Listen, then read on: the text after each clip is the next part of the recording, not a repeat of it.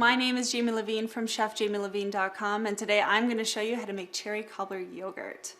So to get started on your cherry base, went ahead and took one frozen package of cherries, put it into a saute pan with a little bit of bourbon, because who doesn't like bourbon for breakfast, and over medium heat just reduce down until the cherries release some liquid and you have a syrup-like consistency. This was actually refrigerated, but it tastes really great warm also.